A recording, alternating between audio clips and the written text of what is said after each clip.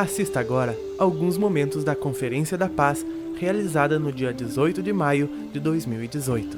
Então agora eu vou dar boa noite à Lorena, antes da gente continuar o assunto. Lorena, seja bem-vinda. Obrigada, boa noite.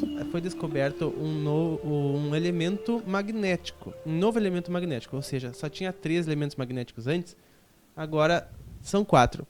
E a gente está relacionando tudo isso com as propriedades que eles podem ter de fazer as coisas voarem.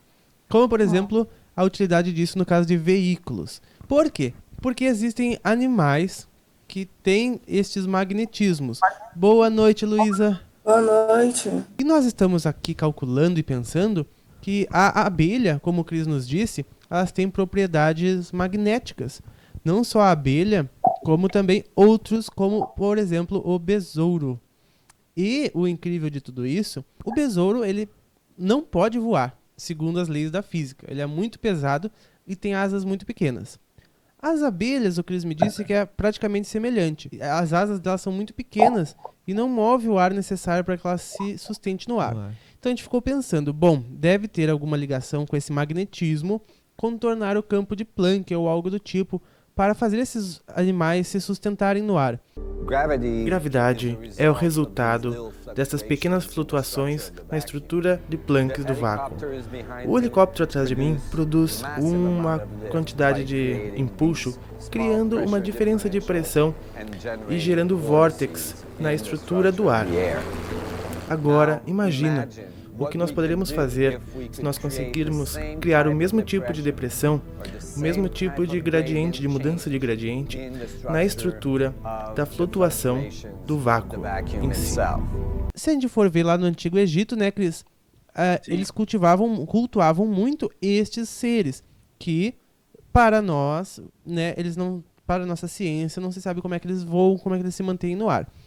Então, agora, quem sabe, você descobre isso, né? Isso, então é nesse ponto agora que nós estamos da conversa, que vai gerar um vídeo para o canal e o Cris nos explica melhor. Fascinante a gente saber que esse experimento já foi feito e realmente eles têm esse biomagnetismo e que, na verdade, eles geram a ideia que as asas geram um eletromagnetismo. Surpresa! Boa noite! A Elga com imagem. Então, eles reagem magneticamente. E tem um estudo que leva a crer que as asas elas não têm capacidade de interagir com o ar diretamente. Então, a asa é mais para gerar um campo eletrostático para ativar esse magnetismo e esse magnetismo interagir com o campo, entendeu? Então, porque o comportamento de asa, tanto da abelha quanto de besouros e insetos parecidos com besouros também, porque entram umas outras categorias, é que o comportamento de onda, né, de interação da asa com o ar é completamente diferente dos pássaros, né? É completamente diferente. Então por isso que tem aquela incógnita de, tipo, como esse inseto está voando. Tu viu? Isso pode revolucionar a nossa sociedade muito em breve, querida Elka, querida Lorena, querida Luísa. O que isso fez a gente se lembrar, né? Que isso fez a gente se lembrar lá da kart dos discos voadores, que os veículos voadores deles tinham uma hélice, mas era uma hélice pequena e que não fazia muito barulho. Quem sabe essa hélice criasse o magnetismo responsável por fazer esta mesma tecnologia que a abelha faz e que o besouro faz. E mais uma vez os seres humanos engatinhando atrás da natureza. A primeira coisa que eu pensei quando eu li o livro do Arthur, eu não sei se vocês três, né, a Lorena, a Elka e a Luísa já leram. Eu não. Do Belé. Eu recomendo. Tem aí no canal do Pava. Tem. É muito legal, cara. Muito legal. E quando ele observou lá, e a primeira coisa que veio na minha cabeça, falei, olha aí, cara.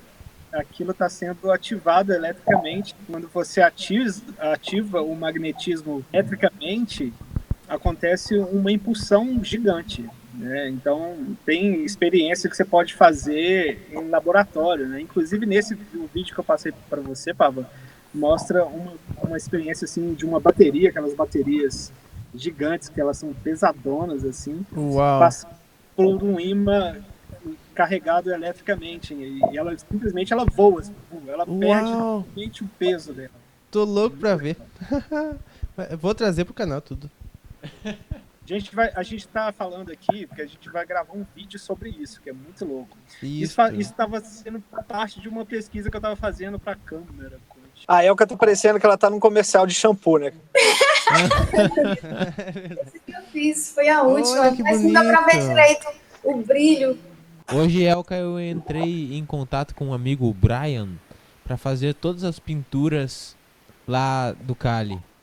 E aí Foi? eu entreguei para ele 6 placas de metal de 2 metros de altura por 1 de largura.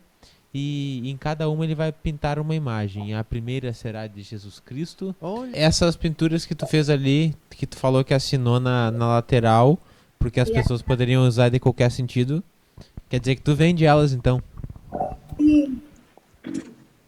Eu tenho uma lojinha, elcaromero.com.br. Eu acho uma coisa importante. Eu sou a favor, né, das pessoas, né, de movimentos, né? Todos esses movimentos sociais em prol de uma melhora para Não é isso, população. eu acho que é super Eu válido. sempre lembro do Sim. Mahatma Gandhi, né? Porque ele foi o precursor disso aí, da política da não violência, e inclusive quando os ingleses prenderam ele, e a população que estava a favor dele se revoltou contra os ingleses que tinham prendido o Gandhi e começaram a quebrar tudo, vieram os ingleses e fizeram a chacina lá. E no outro dia o Gandhi falou: não fizeram nada de mal. Por quê? A minha proposta é que não tivessem revidado com violência. Eu sempre disse que era para manter a paz. E foi algo natural que eles despertaram nos ingleses. Portanto, vamos agora utilizar isso para tomar consciência que vamos utilizar sim a política da não violência. E ele conseguiu libertar a Índia lá, né? Só com sentar no chão e emanar a paz e meditar. Sim. Claro, teve movimentos políticos também de não adquirir produtos ingleses, né? Eu acho muito bom que isso esteja acontecendo. Você conseguiu já achar o Cosmos interior? Não. O Hélio deve conhecer essa história. O seu Cosmo interior deve estar virando um macaco. Olha aí. O Hélio conhece esse conto, não conhece? Conheço. E inclusive utilizo ela quando vou falar sobre meditação.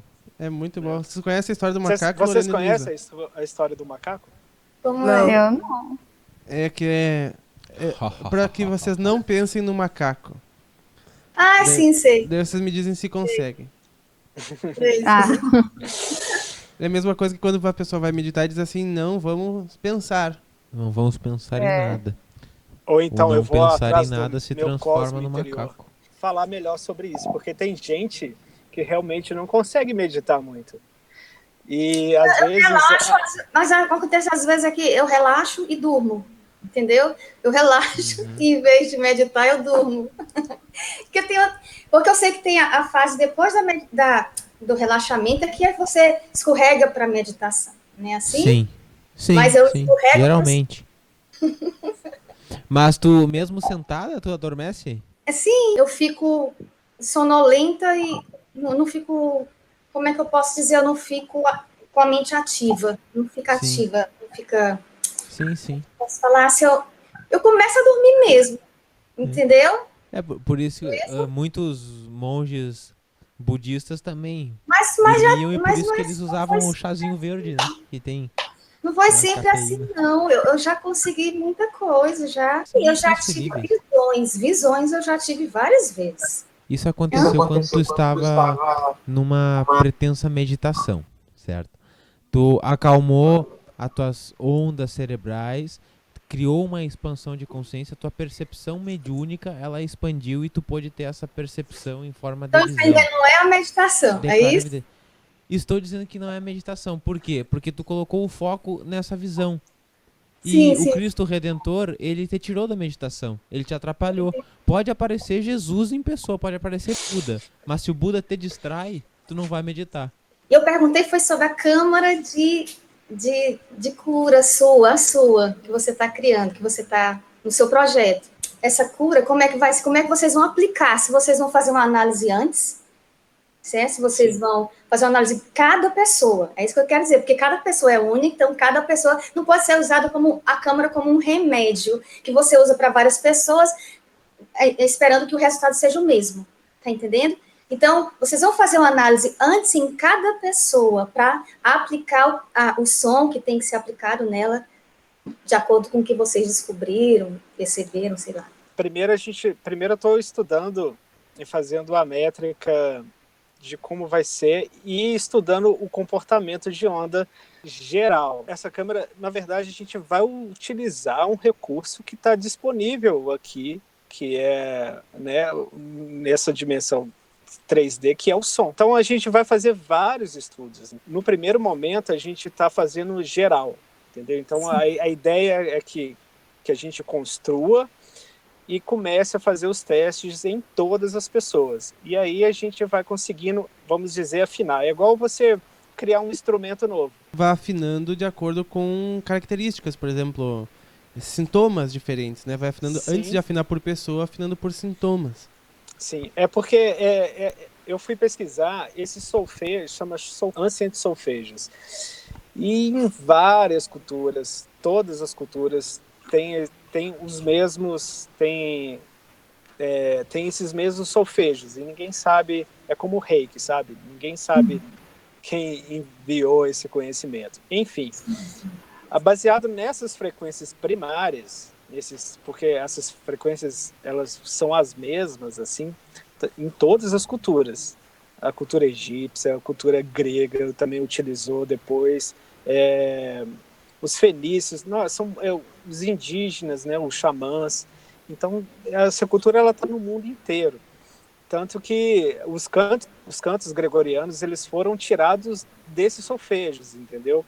Pelo Papa Gregório, ele teve acesso a essas informações no tempo de Inquisição. E aí ele quis fazer um teste, mas aí a coisa meio que desvirtuou, assim, sabe? Como sempre a igreja faz. Não querendo falar mal da igreja, mas, enfim, dessa vez foi meio... formada por seres humanos. Ela falou que foi formada por seres humanos, né? E os seres humanos, a gente conhece que estão num estágio que eles estão aprendendo mais do que qualquer coisa, né? Sim. Se até o Ami na série falou que nem ele era muito evolucionado assim, né? E a gente já percebe que ele está um passo além de nós. Imagina como que estamos. Mas é que a evolução... Mas estamos a caminho. A evolução é muito grande, é muito ampla também, muito longa. Como diz o Carrão, o conhecimento é infinito, né? Então já viu. Mas o que basta... Como diria a tia Silvana. Eu troco tudo que eu sei por aquilo que eu ignoro, a tia Silvana diz. E tu tinha comentado em viver de prana. Existe uma ciência para se executar isso. Eu faz alguns dias que eu tô introduzindo-me nesta ciência aí. Daqui uns tempos Pois eu nos deu começo. resultado. Vou ler o poeminha chamado O Chamado. Vai sair do poço, é? Quem sabe faça algumas pessoas saírem de seus poços, né? Aqueles que ouvem entendem errado. E aqueles que falam não dizem nada. Por que ouvir e por que falar? Se não há o que entender, se não há o que se transmitir. Ser e apenas ser. Êxtase na comunhão e ausência da repartição. Tocar, sentir, ouvir, falar. Apresente-se ao chamado. Acredito que o Jodelei estará aqui conosco, a não ser que ele tenha algum compromisso depois da meditação mundial. Agradeço muito a vocês mais uma vez. Tchau, gente. Boa noite. Tchau, abraço. Hasta la vista.